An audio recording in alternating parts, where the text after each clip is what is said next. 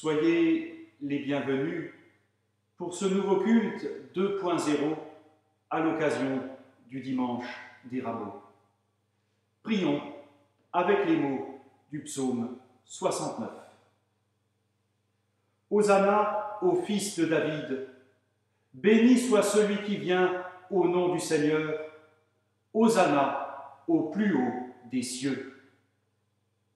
Sauve-moi, mon Dieu, les eaux montent jusqu'à ma gorge, j'enfonce dans la vase du gouffre, rien ne me retient. Je m'épuise à crier, ma gorge brûle, mes yeux se sont usés d'attendre mon Dieu. L'amour de ta maison m'a perdu. On t'insulte et l'insulte retombe sur moi. Je te prie, Seigneur, c'est l'heure de ta grâce. Dans ton grand amour, réponds-moi. J'espérais un secours, mais en vain. Des consolateurs, je n'en ai pas trouvé. À mon pain, ils ont mêlé du poison. Quand j'avais soif, ils m'ont donné du vinaigre. Moi, je suis humilié et meurtri. Que ton salut, mon Dieu, me redresse. Je louerai le nom de Dieu par un cantique. Je vais le magnifier, lui rendre grâce. Les pauvres l'ont vu, ils sont en fête. Vie et joie à vous qui cherchez Dieu. Hosanna au fils de David. Béni soit celui qui vient au nom du Seigneur. Hosanna au plus haut des cieux. Dans le silence, nous voulons maintenant déposer devant Dieu ce qui nous sépare de lui et des autres.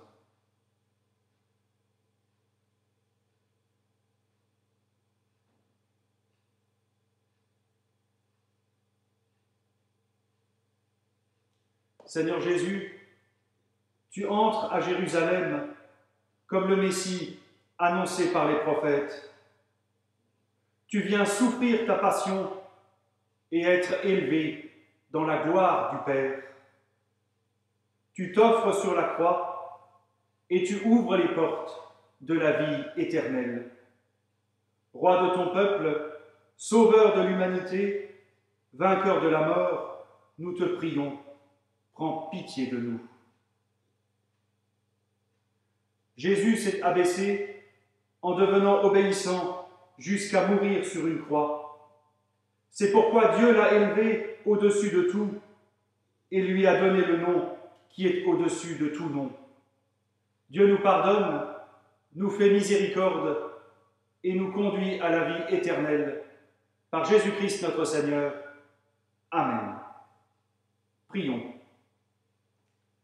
Seigneur notre Dieu, tu veux que ton Fils vienne à nous dans l'humilité et que sa royauté même soit pleine de douceur. Fais-nous la grâce de l'accueillir et de l'acclamer comme ton envoyé, lui qui vit et qui règne avec toi, Père, et le Saint-Esprit, un seul Dieu pour les siècles des siècles. Amen.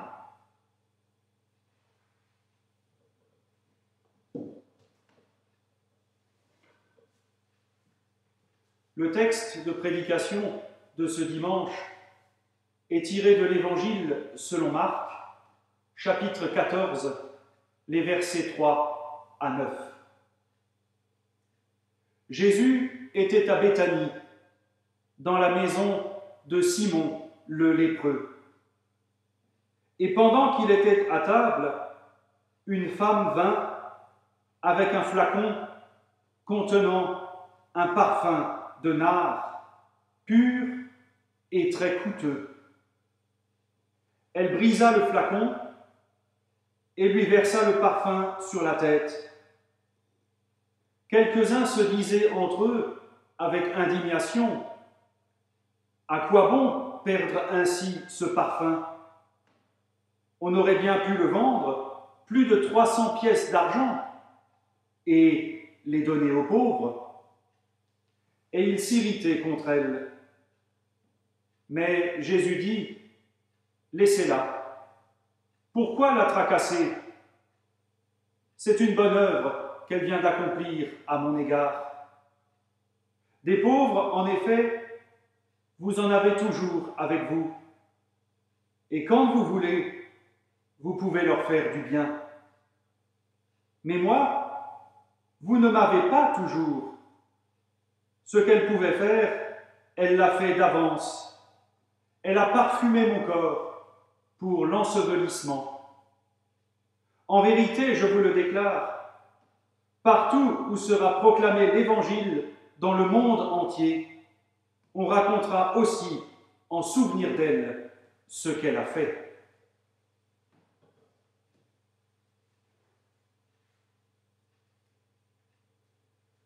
Nous venons de vivre notre 3e semaine de confinement.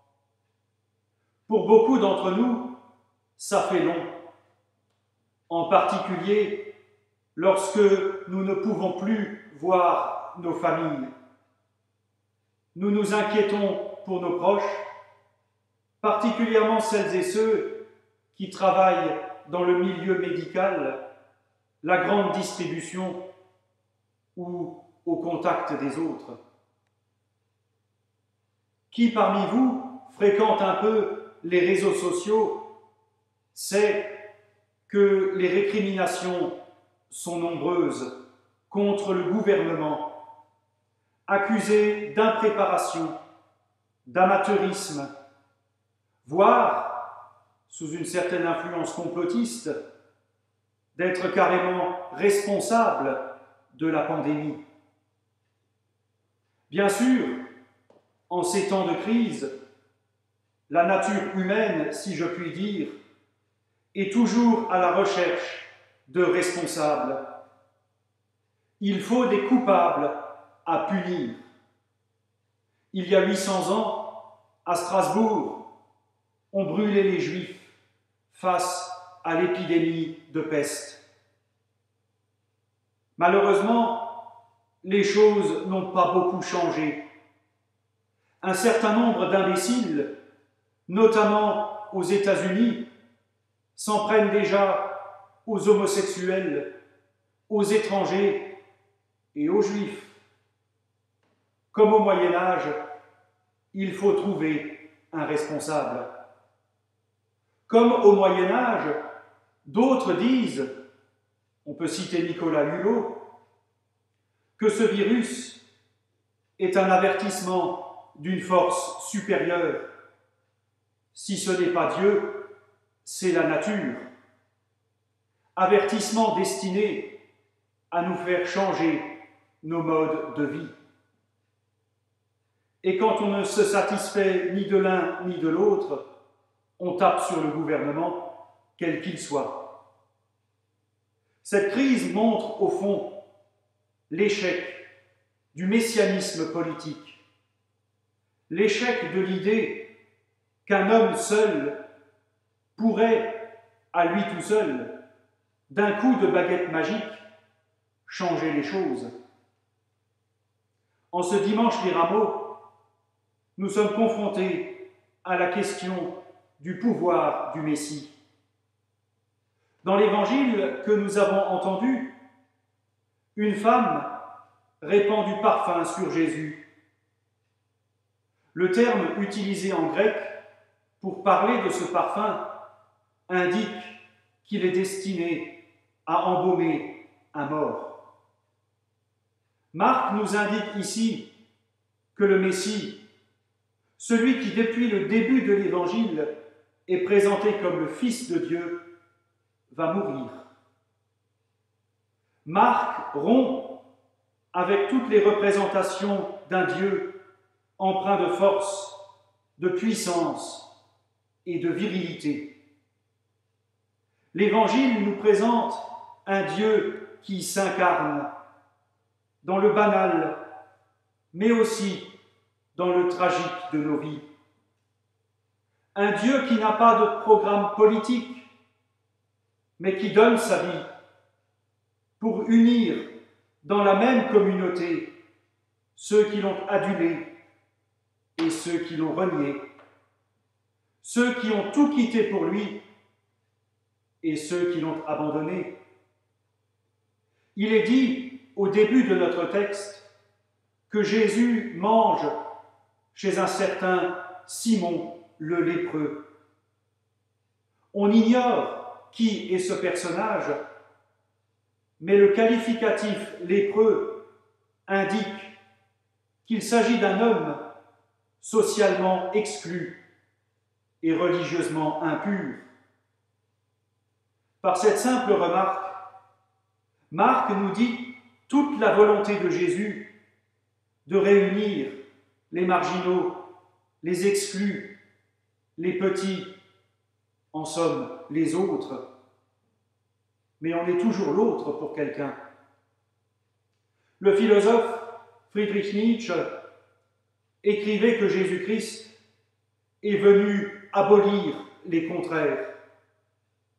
Nous vivons dans une société marquée par tellement de frontières sociales, idéologiques, culturelles, religieuses aussi.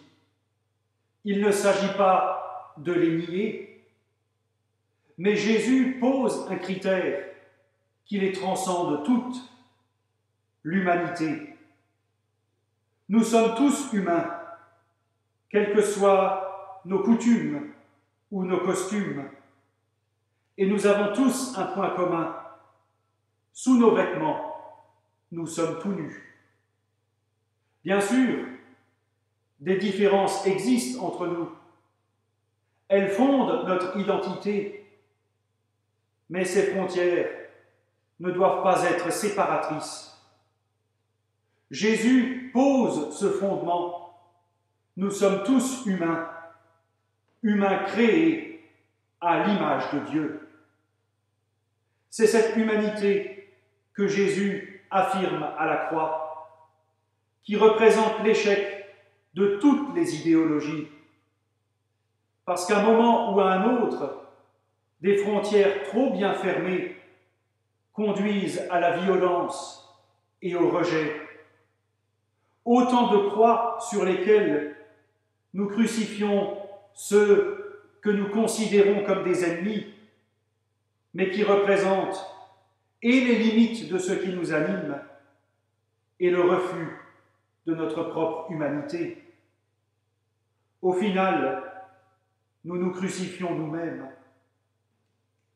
La croix que portera le Christ représente ce moment de l'histoire où l'homme se prend pour Dieu, crucifiant le Dieu qui assume son humanité pour permettre à l'humain d'être vivant, libre et espérant. Dans cette semaine sainte qui commence, nous sommes renvoyés à l'illusion toute humaine de vouloir être comme Dieu. Mais nous sommes aussi confrontés à ce Dieu qui abandonne sa divinité pour nous dire que personne ne peut prétendre être la femme ou l'homme providentiel, réglant tout seul les problèmes d'un claquement de doigts. Où trouver Dieu alors? Dans cette humanité partagée. Dieu devient un formidable élan qui nous permet d'assumer notre propre identité, tout en étant ouvert à l'humanité que seul Dieu a assumé pleinement, brisant les frontières entre le ciel et la terre, la vie et la mort, la divinité et l'humanité. C'est ce que la femme du texte a compris en embaumant Jésus avec un parfum de grand prix, suscitant la colère des convives qui se trouvent, eux, dans une logique comptable. Avant l'action, ce texte de l'Évangile qui nous entraîne dans la Semaine Sainte nous invite à la contemplation.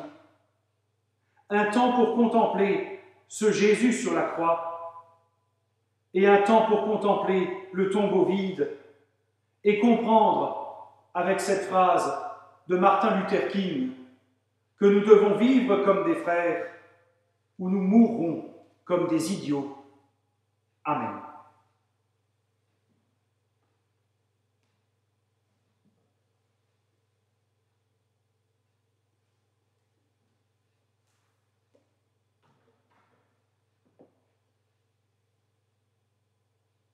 Unissons-nous dans la prière.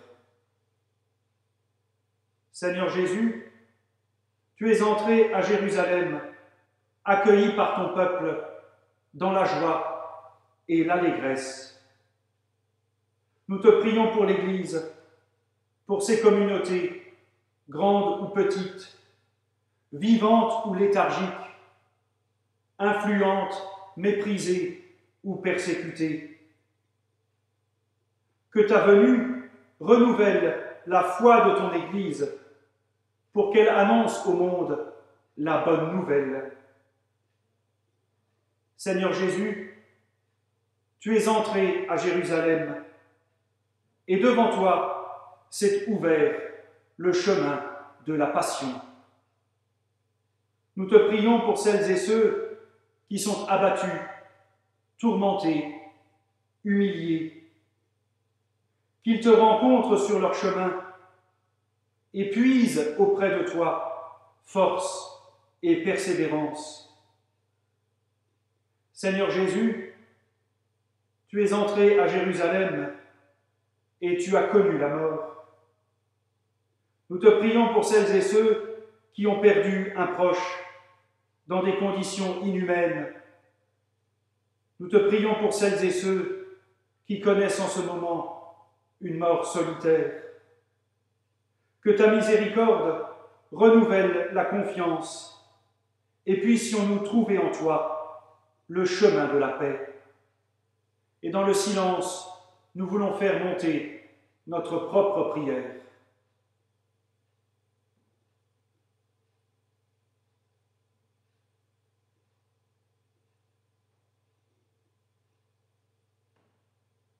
Seigneur Jésus, dans ta montée vers la croix, tu rejoins chacun dans son existence. Nous t'en rendons grâce, toi qui es béni pour les siècles des siècles. Amen.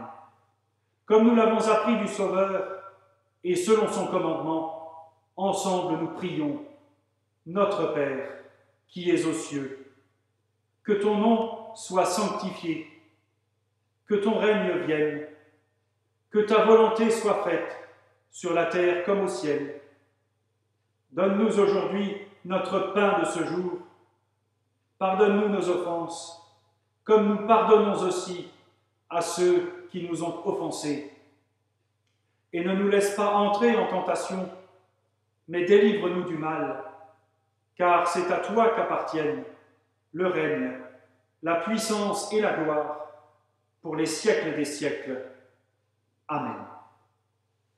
Et que Dieu Tout-Puissant vous bénisse et vous garde, qu'il tourne son visage vers vous, qu'il vous accorde sa grâce et sa paix, et que la bénédiction du Dieu trois fois saint, le Père, le Fils et le Saint-Esprit, descende sur vous et y demeure à jamais.